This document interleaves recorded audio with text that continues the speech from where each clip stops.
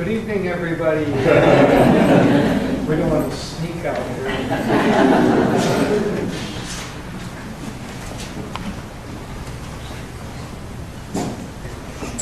So good evening again and welcome everyone. My name is Narya. This is my wife Dharma Devi, and it is our great joy and honor and privilege to welcome you to this Sharing the Heart of Yogananda evening with Nayaswamis, Jyotish, and Devi. And just a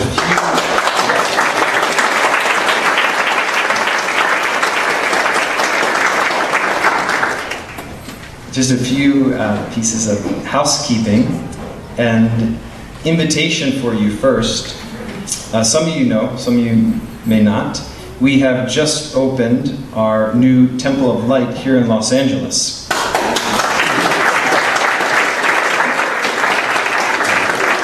And Jyotish and Devi tomorrow at 11 a.m. are going to give us a temple blessing for our Sunday service. You are all most welcome to come.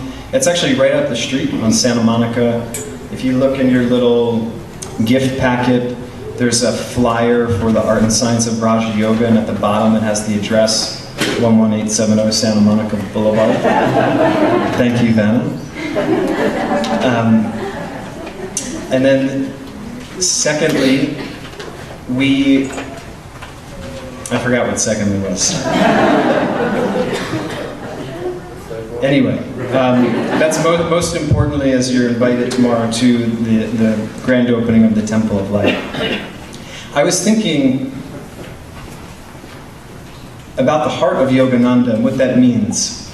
You know, Swami Kriyananda, the founder of Ananda, he read Autobiography of a Yogi, and he was so deeply moved by it. He took virtually the next bus from New York City to Los Angeles, right here, where he met the great yogi master and was accepted as his disciple. And when he remarked to Yogananda about the thrill that he had from reading that book, Yogananda replied, "That's because it has my vibrations in it." And what is the vibration and the essence or the heart of Yogananda? It's, as he said, one of love, of joy, and of wisdom. And in fact, when Nayaswami Jyotish read Autobiography of a Yogi, he was in San Francisco and he heard about this direct disciple, Swami Kriyananda, so he went and actually knocked on his door. And Swamiji said, "I'm working on a project, would you like to help?" And Jyotish said, "Sure." And he just didn't realize the project was the rest of his life. And so for Devi as well, that when she read Autobiography, she moved to Ananda Village. Why does this book, and not this book, but why does this vibration of Yogananda have such a deep impact on all of us? And that's what Jyotish and Devi are going to share this evening. Jyotish and Devi are not only the spiritual directors of Ananda worldwide, they are real people. This might be news to them. They are parents, they are grandparents, they are friends, they're counselors, they're teachers, they travel the world and teach, but they are very simple and sweet and humble souls. It is one of the greatest treasures of my life, their friendship. And I am so overjoyed that you all too now get to meet the heart of Yogananda through the two of them this evening. Because that is really the only purpose of our lives. It's as Swami Kriyananda says, to find God and to share Him with all. So our sincere prayer is for you this evening to be touched on a soul level and to take your next step. And we invite you to come to our community anytime and feel it is your home, that it is your spiritual sanctuary to find the kingdom of God within your own self. And so, without any further ado, I would like to again warmly welcome, because they're only here once a year, hint, cue for rapturous applause.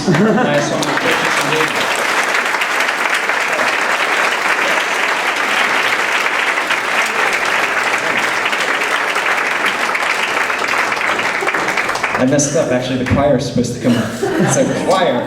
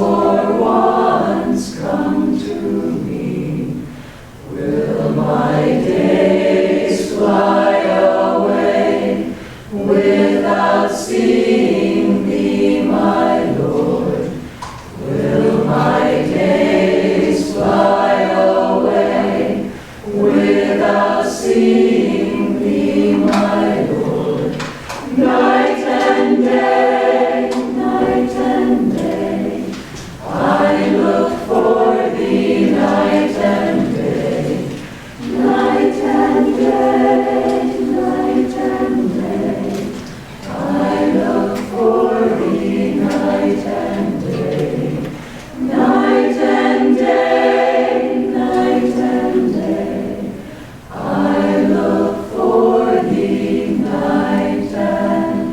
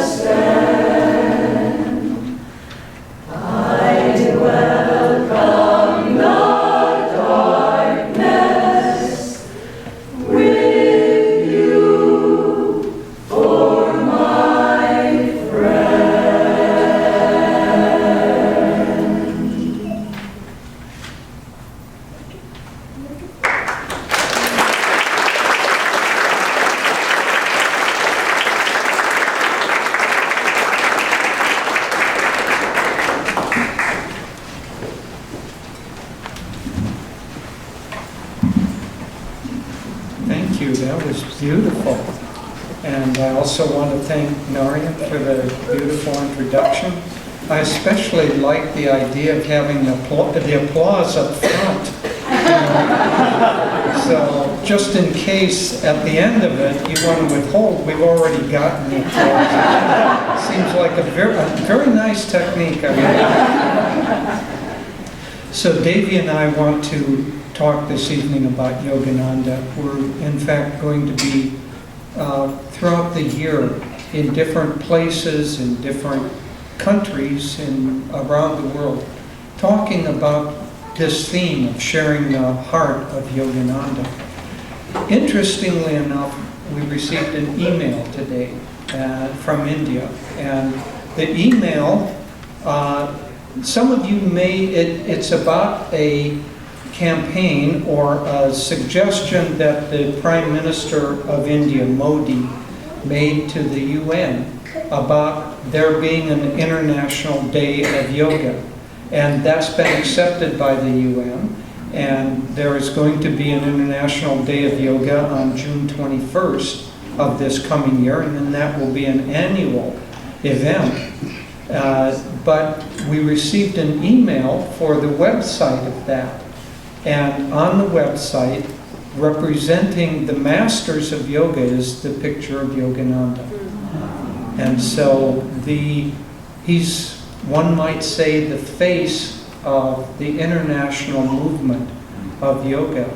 And the reason for that is multiple, and we want to talk some about that. But I want to begin by talking a little bit about how powerful and how revolutionary his message was. Now, he came to America in 1920. And so that's almost 100 years ago. So 5 years from now, it'll be the 100th anniversary of his coming to America.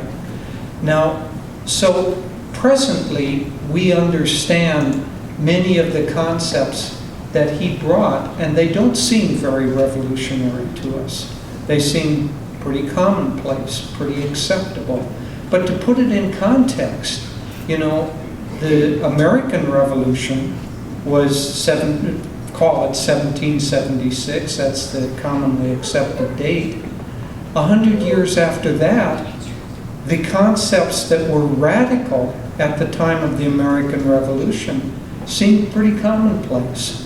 It was just after the Civil War, all of the constitutional things that were very radical at the time that they came into being, by that time had been absorbed by the American society and the world society. And even though at the time that those founding fathers produced that energy, it was radical, it was revolutionary, and it sent a wave of energy around the world that actually changed the world. But 100 years later, it seemed relatively common. Now, we're 100 years almost after Yoganandaji's coming. And so the revolutionary ideas that he brought by now seem relatively acceptable, relatively commonplace. And they've certainly entered the mindscape of society. But at the time he came, those ideas were really radical and really revolutionary. And I want to talk about a few of those. One of the things that Yogananda said was that the time for knowing God has come. And at the time that he came, that concept of that we can actually know God was certainly not something that was very acceptable in American society. Maybe a little bit on the fringe, but even now in our day and age, the idea of the fact that we can know God is not very acceptable. We can fear God, we can worship God, maybe we can love God. If we're really good, we can go and sit on the right hand of God. But to know God, and especially to become one with God, now that's quite a different concept. Now, it's an ancient Vedic concept. And so one of the things that Yogananda did was to bring to America this ancient tradition from the Vedas of India. We have a friend in the audience, Phil Goldberg, who has written a wonderful book, and I highly recommend it, called American Veda, which is a book talking about the influence of Vedic thought and how it came to these shores of America and the influence that it has had on it. But that concept of being able to know God is still a relatively radical thought and still a little bit on the fringes of society, but nonetheless, its foothold is very strongly here now. And there are many, many people who simply accept the fact, well, of course we can know God. Of course we can find God. Of course, even we can merge with God. And so that idea of masters that he brought has begun to take a deep root in not only American society, but all of Western society. Now, when Master came in 1920, we always refer to Yogananda as Master. That's kind of the term of endearment, or those who are close to him. That's how they refer to him usually. When Master came in 1920, it took him a little while to get established, get his feet on the ground. But then, about the mid-1920s, he began what he called his spiritual campaigns. And he began traveling around the country and lecturing. And he put out incredible power. In another context, he talked about churning the ether. During the Depression, somebody talked with him about not having a job. And he said, if I didn't have a job, I would churn the ether until I forced it to give me a job. And so during that time of his spiritual campaigns, he was churning the ether. He was churning the energy of America. And he put out incredible energy. Month after month, week after week, he would go to a new city. He very quickly became by far the most popular speaker in America. He would fill the largest auditoriums. And he would, for instance, speak at Carnegie Hall, which was the biggest auditorium you could find in New York, perhaps in the country. Not only did he fill that auditorium, but he had people lined up for blocks around trying to get in. But he wouldn't just give one lecture and leave. In many of these cities, he would stay a month. And he would give talks, he would give lectures, he would give classes. During the day, he would meet with newspapers, he would meet with business clubs, he would meet with ladies' societies, he would do his correspondence, he would write books. He was incredibly busy, incredibly active, but not just the time activity, the power that he put out. He magnified and electrified audiences. They said that when he would come onto the stage, he didn't look like the typical American, let's face it. Dressed in orange robes and long hair. And he would come running onto the stage, and his hair would be flowing out behind him. And he would not talk to an audience that was half asleep. And so he would say, "How is everyone?" And yeah, they had learned to respond back, "Awake and ready." And he would say, "How feels everyone?" "Awake and ready." Then he would say, "All right, now I can speak to you." Because there had to be energy in order to receive the kind of energy that he was giving. Swamiji, our Swami Kriyananda, our teacher, said it was hard to be around him because he was so incredibly filled with power, filled with energy, and he saw everybody at their highest level. He saw everybody as a saint. And if you didn't feel like a saint, and if you didn't think of yourself as a saint, It was a little bit hard to be around that energy. One time he was giving a talk, and somebody got up kind of midway through and started leaving, and Master said, "Sit down! You're never going to hear another talk like this." And the fellow went and sat down, meekly and mildly. But it wasn't just the power. He had also incredible fluidity and courage. It wasn't like he came and he talked on how to be a sweet and gentle devotee. He gave talks on how to have everlasting youth, how to fulfill your heart's desire, how to find your ideal mate. I mean, these were not your typical talks. And so he had this incredible energy, and month after month after month, he would continue these rounds.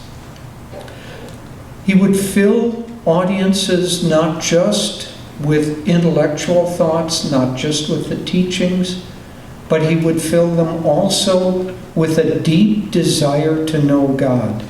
Because everything that he did, all these different subjects were like spokes that always led back to the common theme, the time for knowing God has come. And he was magnetizing people. One time somebody challenged him. He said, well, Americans, they're intellectual, perhaps, and they'll receive your teachings on an intellectual level, but they don't have any devotion. And Master said, oh, you don't know Americans. That evening, I think it was at Carnegie Hall, he began chanting this chant, "Oh God, beautiful," that the monks were chanting earlier, and chanted it for 3 hours with the entire audience chanting that, until by the end of that time, he said many went into a highly, almost ecstatic state, a highly elevated state.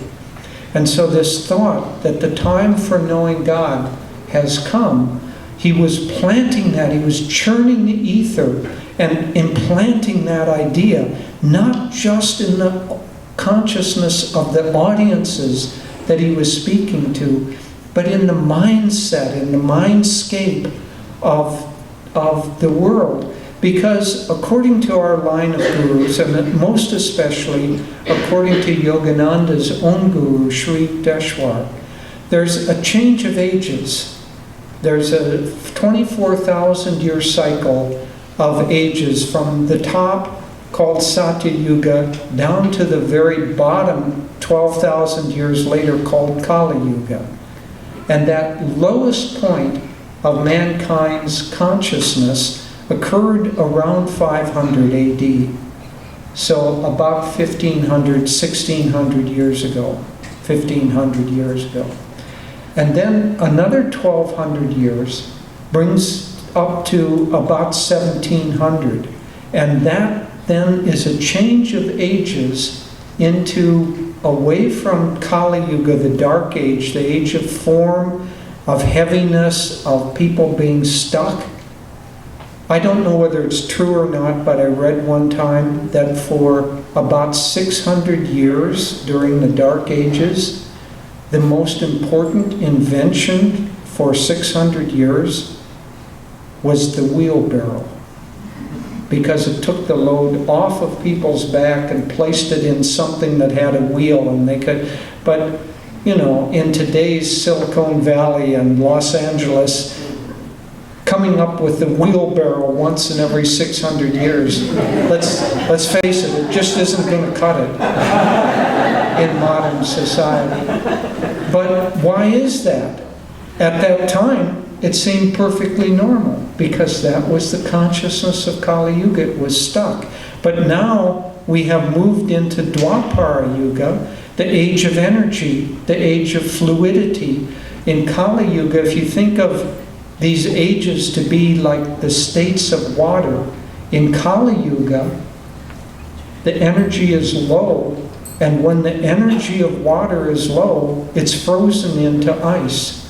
And with ice, you can cut it into little cubes, and you can separate it, and you can have this country and this duke and this baron, and they can fight each other and clash up, and ice can do that. But when you raise the temperature, it becomes fluid.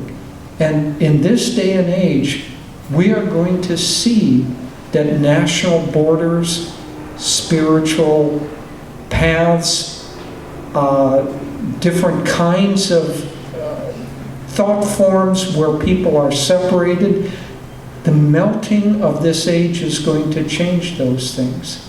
And so all of the separate religions and the fighting between religions, all of that's going to pass pretty soon. But Yogananda, nearly 100 years ago, was a forerunner of this. He called his church the Church of all religions, because he saw that this time of integration, he was, in fact, Swami Kriyananda calls him the avatar of Dwapara Yuga. He was bringing this energy, this new energy of unity and change into society, along with, say, 1700, the late 1600s. Another thing happened at the ending of Kali Yuga, and that was the scientific revolution.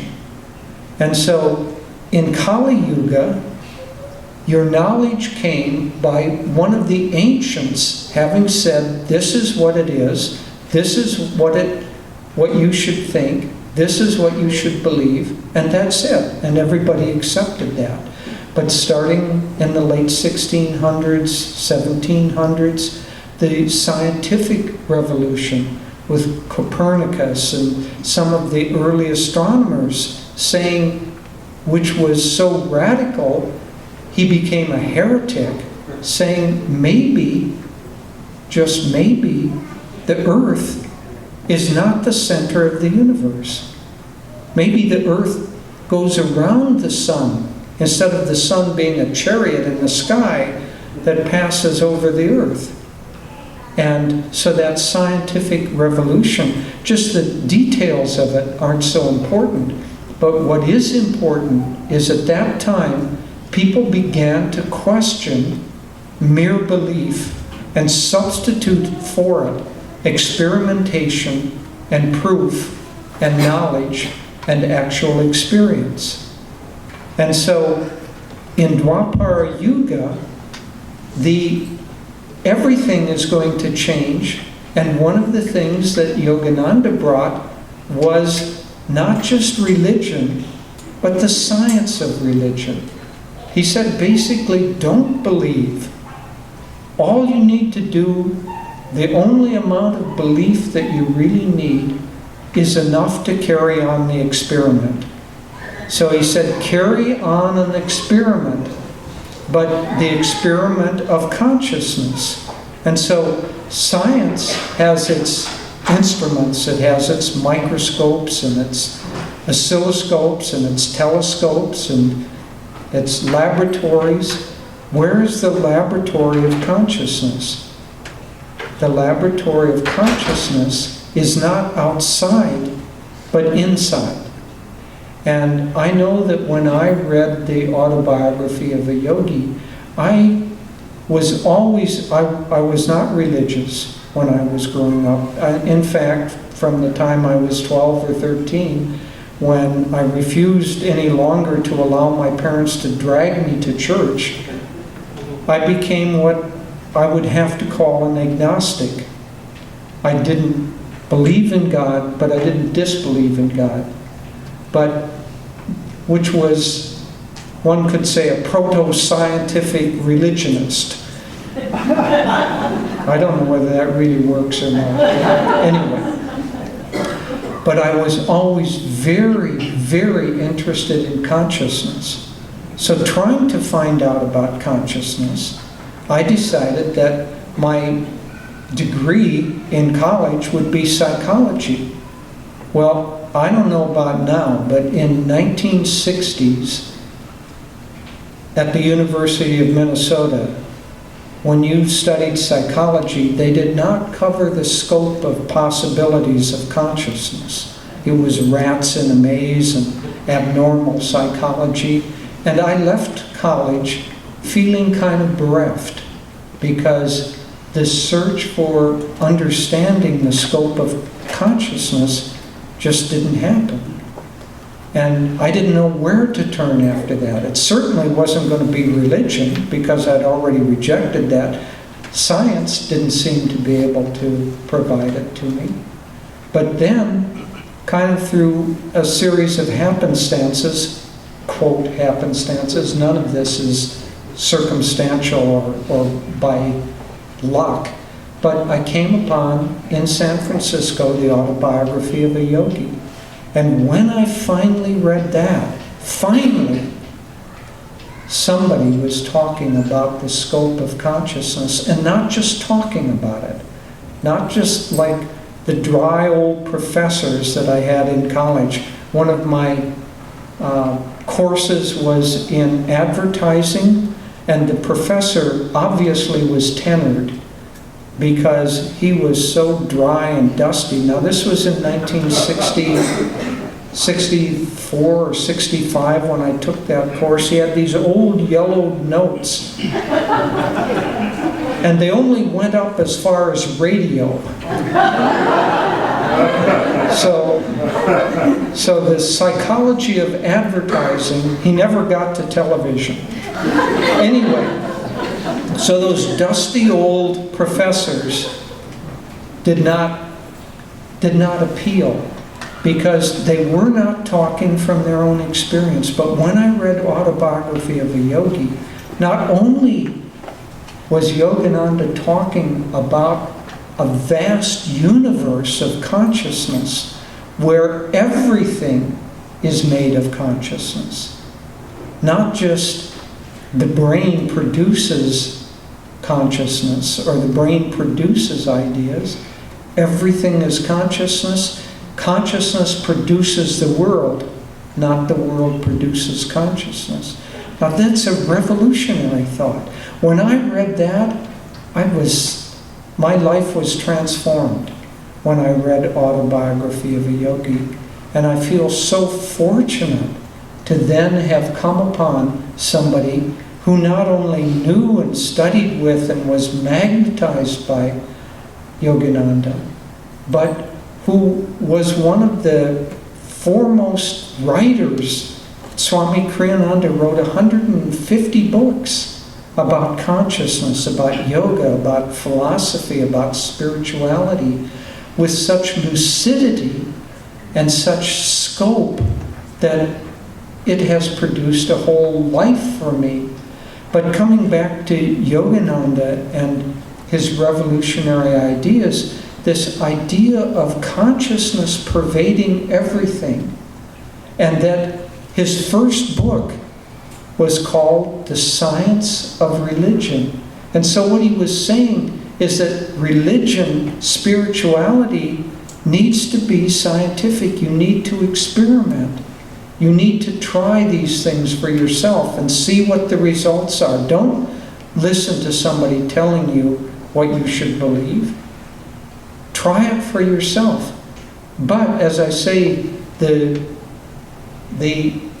world of science, with all its various scopes, those are its instruments. What's the instrument of consciousness? The instrument of consciousness is consciousness. Consciousness has to discover its own self. But we can't do that just outwardly. And so what Yogananda brought was not just that we should experiment, that we should get the experience for ourselves, but he brought the whole science of how to do that. He brought meditation, especially. Now, meditation, and I don't want to imply that it was only Yogananda who did this. If he hadn't done it, God would have chosen another channel, because these changes of the ages, the time had come for this change from belief to experience, for that to come. But Yogananda, being one with God and a chosen agent for him, brought this consciousness. So what he primarily taught when he went around the country, all of that, how to find your ideal mate, how to have everlasting youthfulness, that was like the loss leader in a store. Come and that's interesting. But what he was really trying to do was he was teaching people the art and science of meditation. And he produced lessons, and those lessons went out. That in and of itself was radical, to teach spirituality by sending out weekly lessons. At any rate, for 10 or 12 years, he churned the ether of the consciousness of America especially.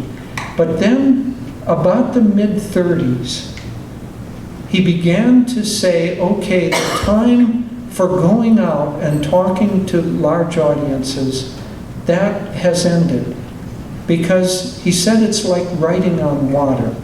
One time he was in Minneapolis, and they had attracted an audience of 5,000 people to come and hear him and to take classes.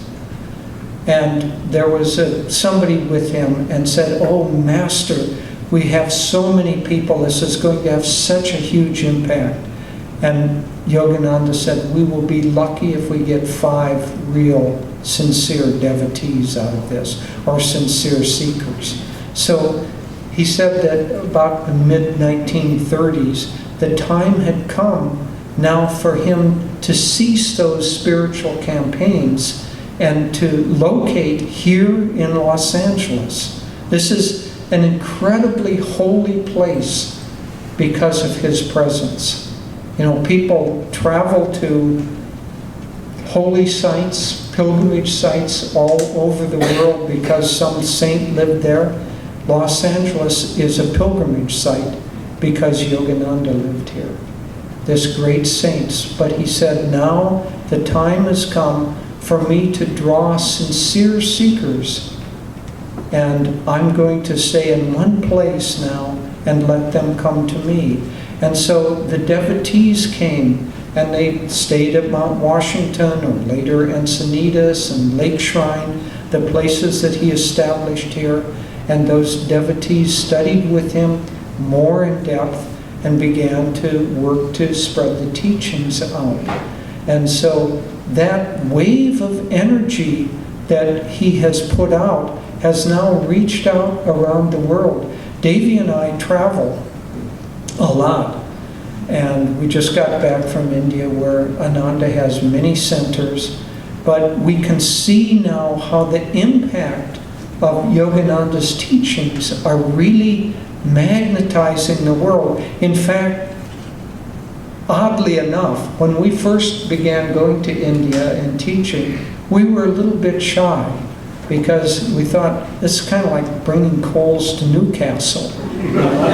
What do we as Americans have to tell Indians about their own spiritual roots?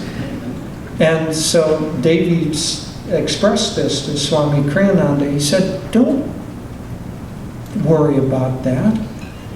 Don't think of yourself as American. Don't think of yourself as Indian. Don't think of others that you're talking to as Indian. You're a disciple of a great master, and you know the teachings of that great master far better than anybody that you're going to be speaking to. Just talk about Yogananda's teachings. And we have been going now for many years, and India is incredibly open to Yogananda's teachings, partly because they come from America, oddly enough. One of the other things that Yogananda said and was doing was to bring together, to integrate different areas. And he said the time has come for America and India especially to join their unique energies together as if in a marriage, and the two of them together, India and America, will produce the proper energy to lead the world into a new age. Now, why should that be?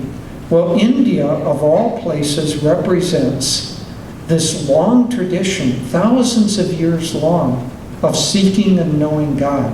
India is the guru of the world.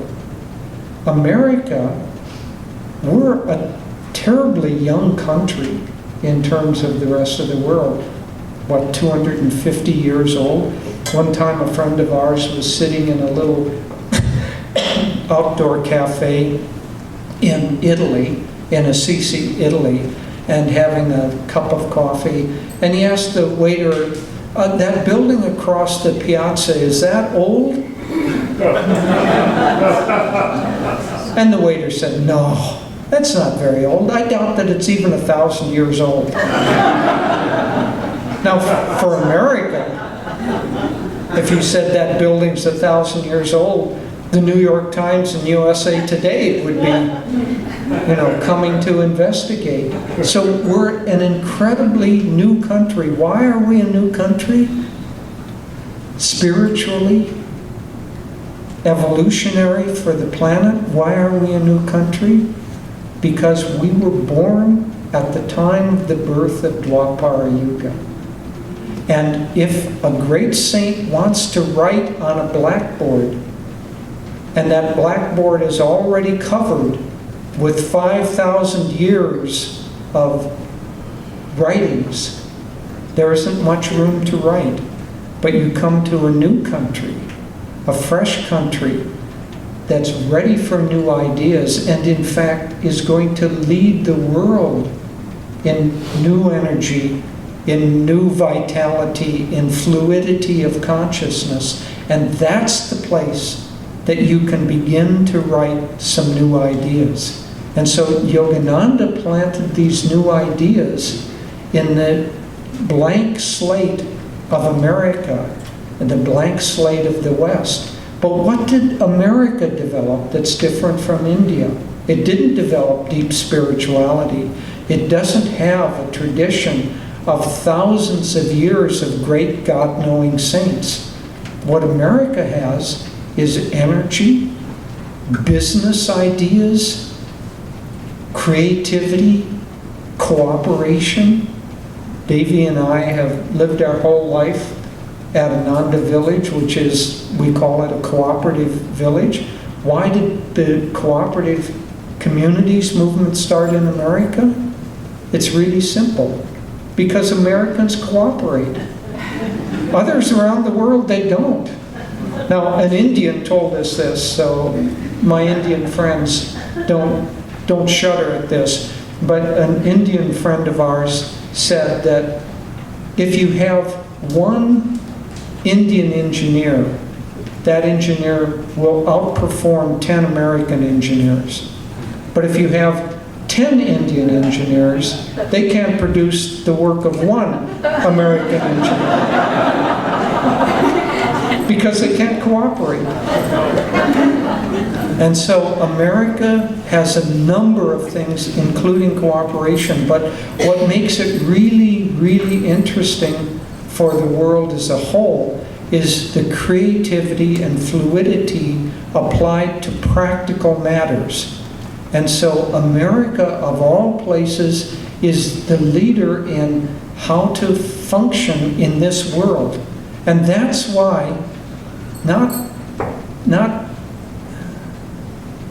organizationally, not government-wise, but that's why India with deep spirituality, America with deep practicality, joining together will produce a new age of spiritual practicality or practical spirituality.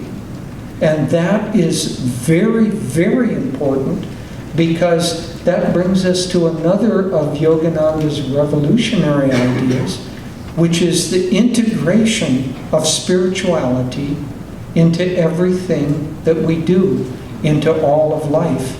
500 years ago, 1,000 years ago, even probably 300 years ago, if you wanted to be spiritual, you had to leave society and go live in a monastery.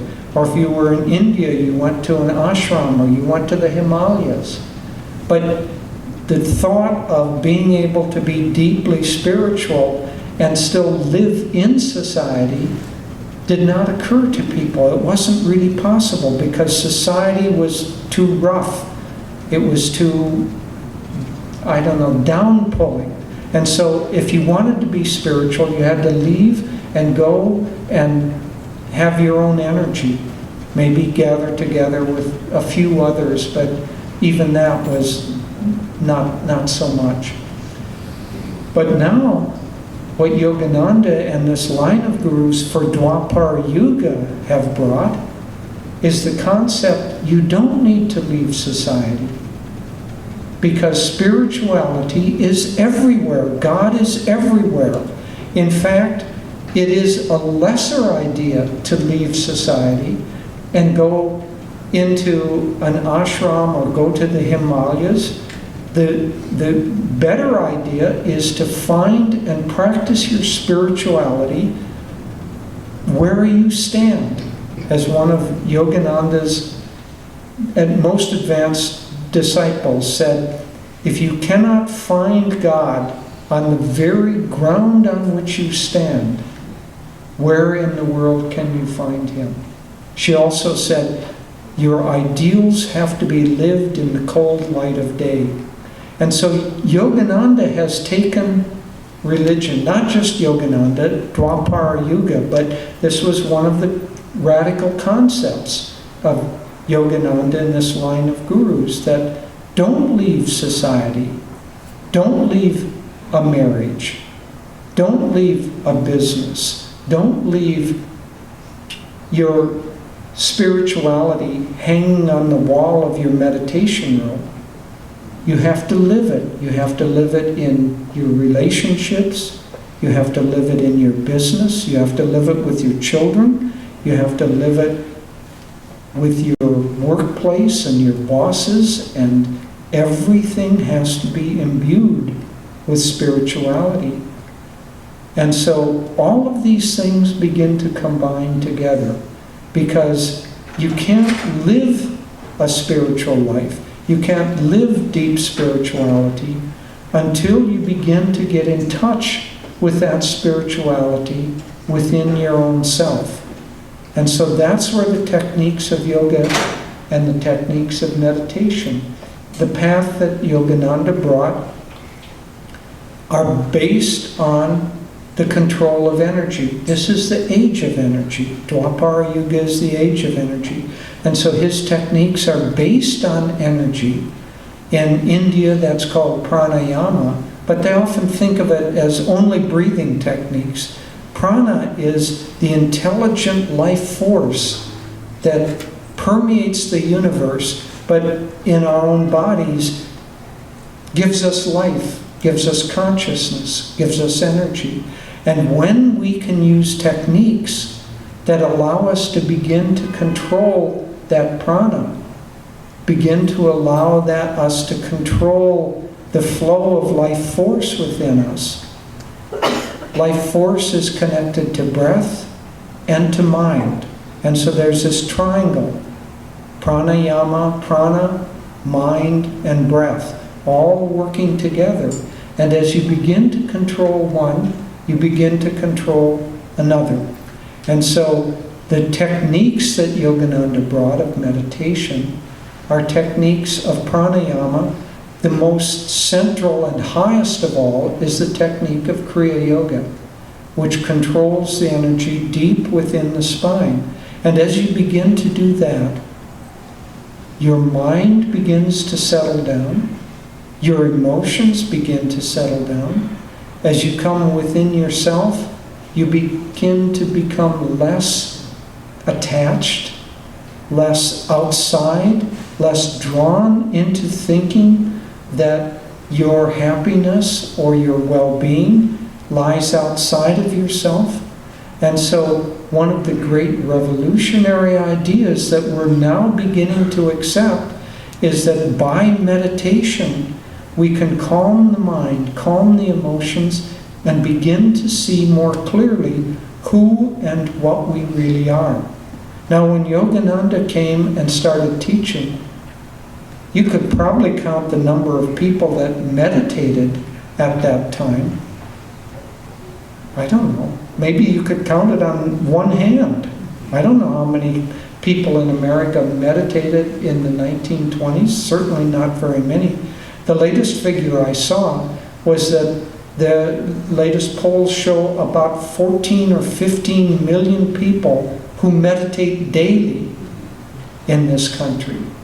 And that revolutionary change of people meditating, going within, because when we go within, that's where we begin to find real consciousness, real success, real power, and most important for us, real happiness. Yogananda said that everybody in the world, that means everybody here, is motivated by one single motivation. Everybody in the world wants to be happy and to avoid pain. And it's how we think that we're going to achieve. How are we going to be happy? If we think, I'll be happy by getting a lot of money, then we will pursue the pursuit of money, and we will try to find our happiness through money, and finally we will achieve being rich, and we will find money doesn't make me happy. A certain amount of it, up to about $50,000 a year, is what the sociologists say, avoids the pain of fear and anxiety and poverty. But beyond that, money won't make you happy at all. What else? Fame. A lot of famous people in Hollywood, world famous people. Does that mean that they're really, really happy? Well, you know the answer to that. You only have to stand in line at Safeway and read all those tabloids. So all that fame, that doesn't do it. Nothing, to cut to the chase, nothing outside of ourself will make us happy. Nothing outside of ourself will make us successful. It's all within. And meditation calms the mind enough, calms the emotions enough, so that we can begin to look within.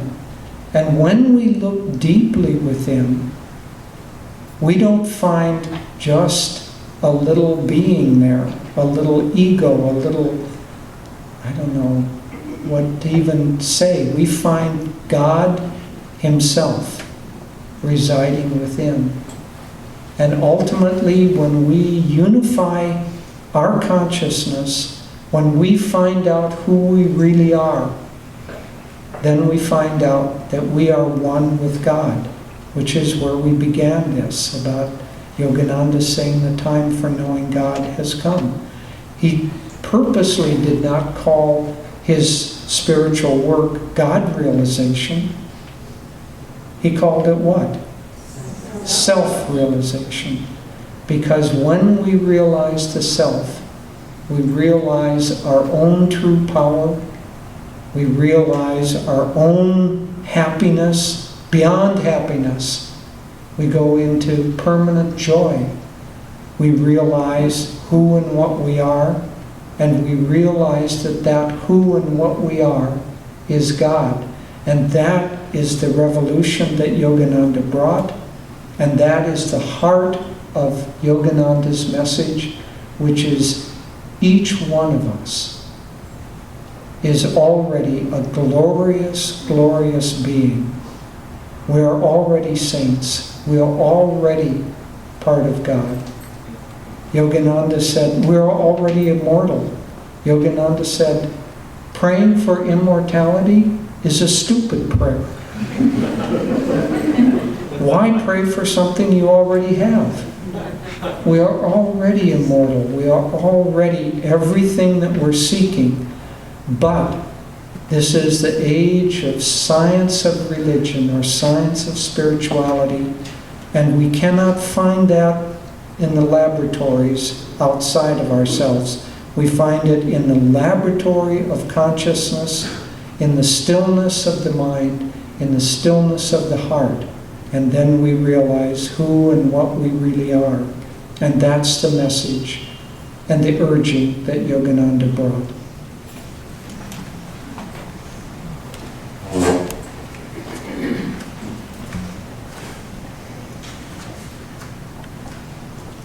Hello everyone. I'm going to share with you now, but first I want to thank you all for joining us tonight, and a special thank you to friends that have come from a distance. One of our friends here tonight is the Ananda Meditation Group leader in New York, and also there are two dear friends and sisters who are here from Moscow for the first time in America. They don't speak much English.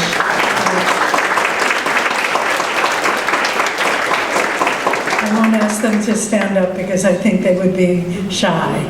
But, okay, please stand up.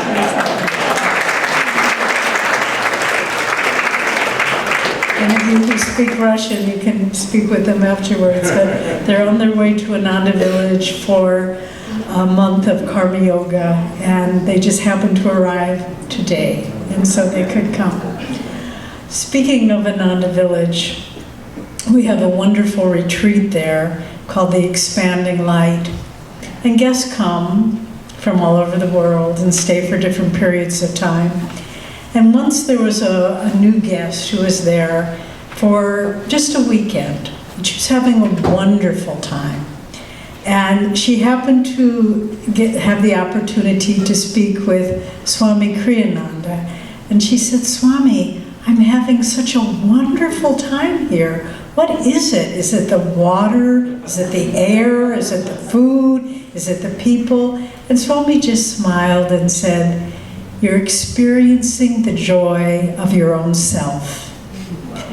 And when we talk about sharing the heart of Yogananda, Yogananda brought all these wonderful revolutionary ideas that Jyotish was talking about, but he also brought a living heart, a heart that was so big that it knew no strangers, that it knew no boundaries, that he could come to the West in 1920, where the openness to different cultures, different racial backgrounds was not great, and yet he came, and he so enchanted and endeared himself to people all over the country. And he came, you know, the word courage, because he was filled with courage, but the word courage comes from the French word courage, strength of heart. And this is what Yogananda came to show us. There's no need to be afraid. There are no strangers. Give the world your love. Give it your heart. Don't be afraid. Oh, what if my love isn't reciprocated? What if I'm rejected? What if people don't understand me? Just to give love in an unconditional way. And this is who we really are. And so Yogananda came, yes, to bring techniques and teachings, but he came at a turning point in history where we find many wonderful scientific breakthroughs. We find technology moving us forward in ways that we couldn't even imagine even 10 years ago. But we also find people shut down. Someone was saying last night, we had a satsang at our center in Torrance. He said, it makes me so sad because I walk into a Starbucks and everybody's there behind their little cell phone and no one's talking to each other, no one's relating to each other. Well, this Yogananda foresaw the direction of Western civilization, and he came to awaken us, not just to who he was, but Yogananda's heart is our heart. And this is what we need to understand and remember. There's in the wonderful chapter of Autobiography of a Yogi, An Experience in Cosmic Consciousness, where for the first time, I don't think it really was the first time, but Yogananda presents it as such, where his guru, Sri Yukteswar, tapped him on the chest and he went into cosmic consciousness in which he felt himself one with all of creation. And that experience, his awareness kept expanding and expanding until he said, I saw all of creation as though the lights of a city glistening in a distance. And then I went even further than that, and I realized that the center of all creation was a point of intuitive perception within the human heart. No matter how far we go, no matter how far the Hubble telescope is able to show us the vast reaches of space, without sharing the love of the human heart, the joy of our own being, we are missing a wave of energy that's happening on our planet today that is trying so hard to express itself. And sometimes when we talk about this is a new age of energy and the breaking down of barriers, people say, what in the world are you talking about?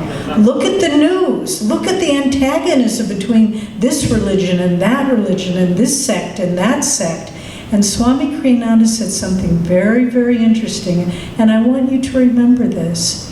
He said, the old thought forms and religious forms of the past age, of the dark age, of Kali Yuga, are being, in this point in time, animated by the new energy of Dwapara Yuga, but it can't last. And so even though fundamental religion and extremely conservative politics seem to be having great power, it's drawing only on a new kind of energy.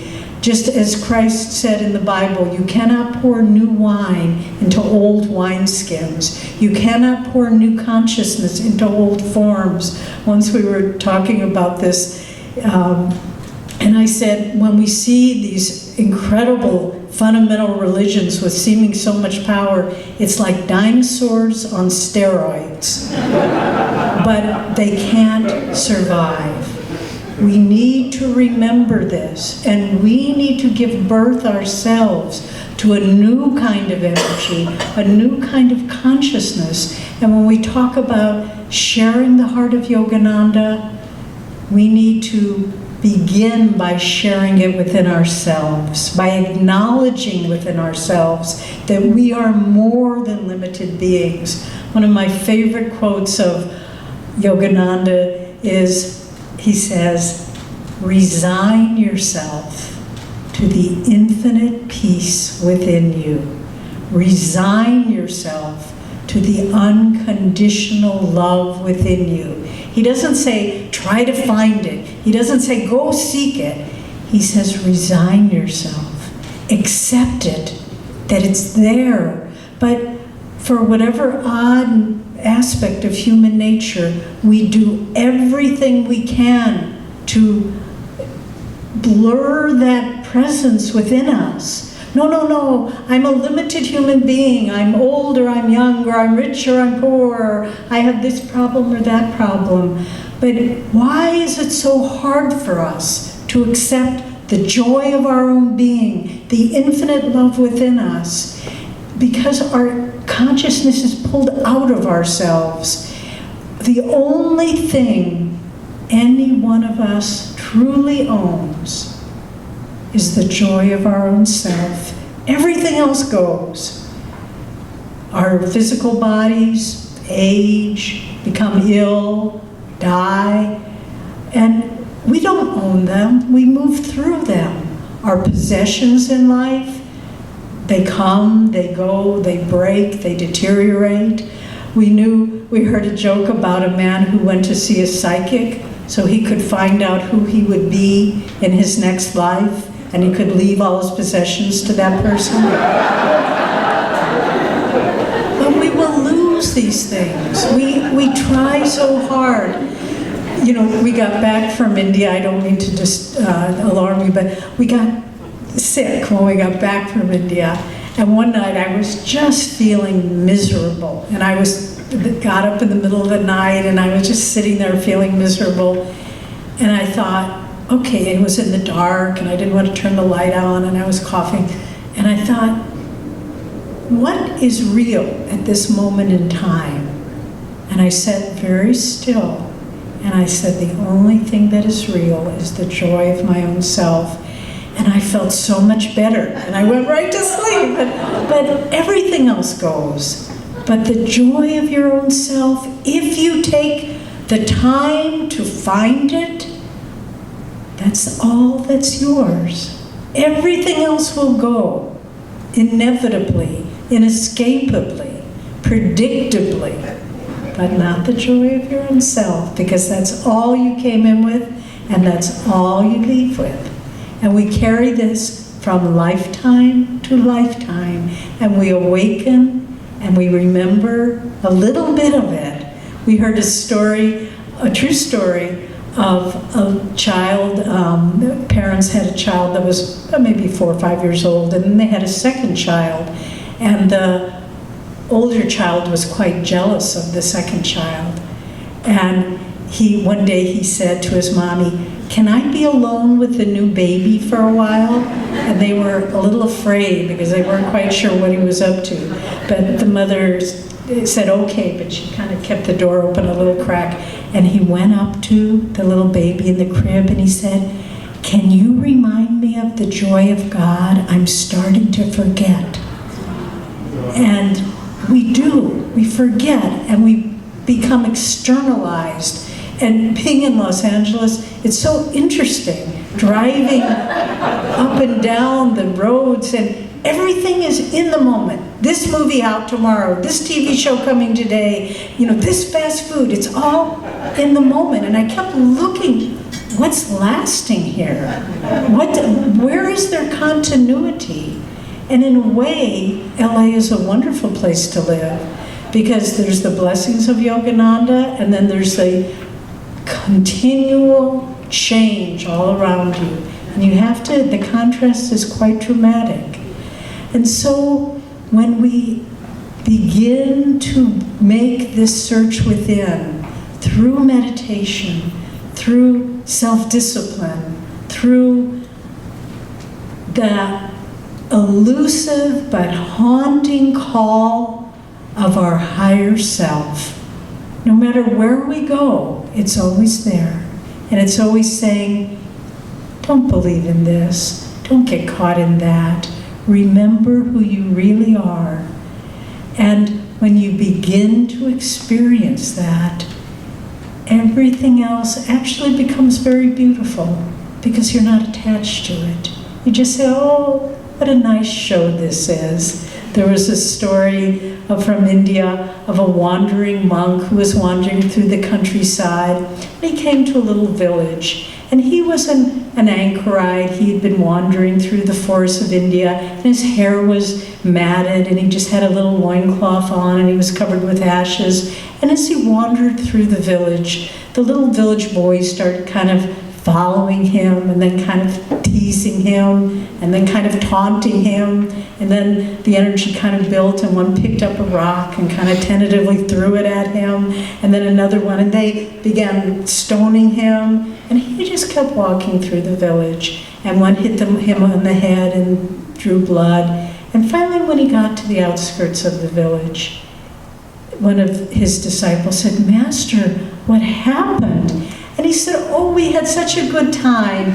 The boys in the village, we were laughing and pushing and throwing rocks, and we had such a good time." Absolutely no self-point of focus. Only the joy of his own self.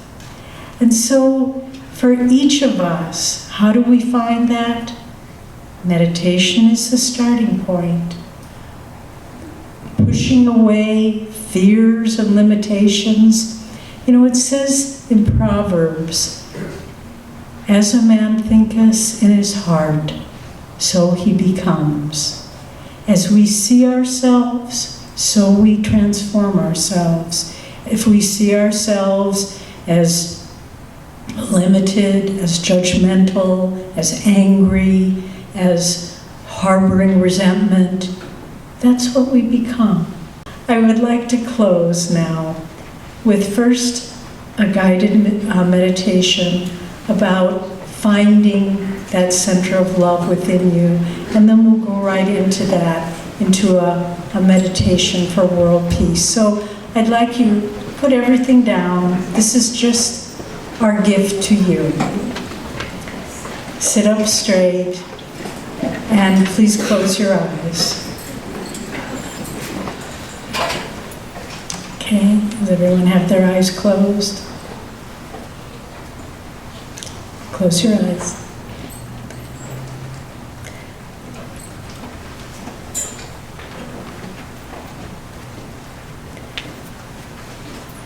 And I want you to breathe in and out a few times.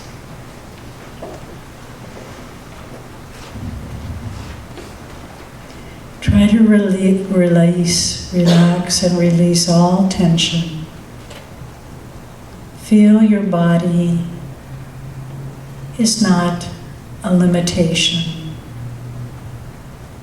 Feel your consciousness relaxing and expanding beyond your body. And feel the thoughts moving through your mind. The projections for tomorrow, the worries, the concerns, perhaps the fears. Let them go. Let your mind rest in this moment. We only can experience the self in this moment, in this eternal now.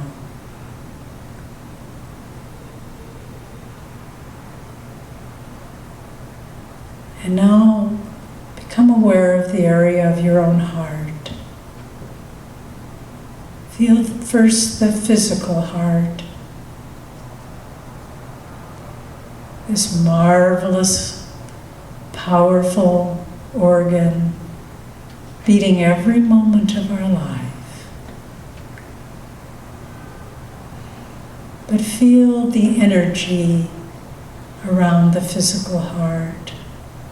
Feel if there are any shadows of fear, of contraction, of closing down to love and friendship. And feel those melting away. See your heart, visualize it as a globe of light. And that light shines through all shadows and darkness, that your heart expands as it is freed from the constrictions of negative emotions. Feel the calmness of your mind, the power and expansion of your own heart. And feel a globe of light around your heart. And feel that point of intuitive perception that Yogananda tells us is the center of all creation. Feel that globe of light expanding, and feel that globe merging with all the other light bubbles in this room, until our hearts are united in a sense of peace and unity, united within the heart of this great yogi, Paramhansa Yogananda, whose heart knew no limits. And feel this globe of light filling this room, expanding, ever expanding, filling this building. A globe of light, of peace and harmony, filling all of Los Angeles, all of California, of light expanding across this great nation of America.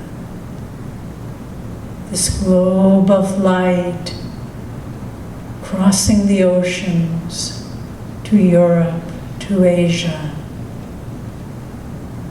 This globe of light filling all corners of this planet. Now visualize our beautiful blue planet floating in space. And feel our globe of light embracing, healing, uplifting this planet.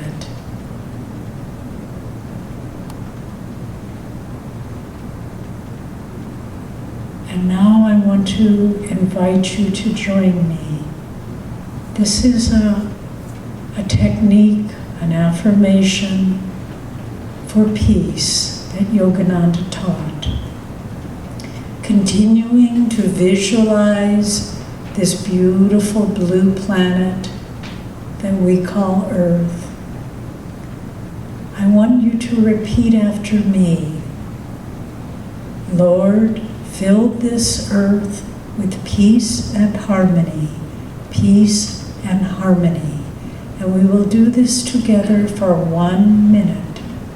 Then visualize your own heart filled with peace and harmony. And we will repeat for 15 seconds. Lord, fill me with peace and harmony, peace and harmony. So let's begin together, repeating after me. Lord, fill this earth with peace and harmony, peace and harmony. Lord, fill this earth with peace and harmony, peace and harmony. Lord, fill this earth with peace and harmony, peace and harmony. Lord, fill this earth with peace and harmony, peace and harmony. Lord, fill this earth with peace and harmony, peace and harmony. Lord, fill this earth with peace and harmony, peace and harmony. Now repeat after me. Lord, fill me with peace and harmony, peace and harmony. Lord, fill me with peace and harmony, peace and harmony. Lord, fill me with peace and harmony, peace and harmony.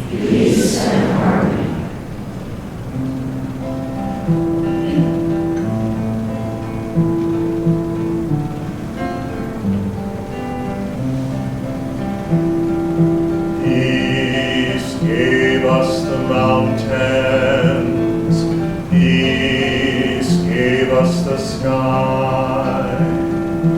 Nightly when starlight enfolds us, peace is its lullaby. Amen. Amen.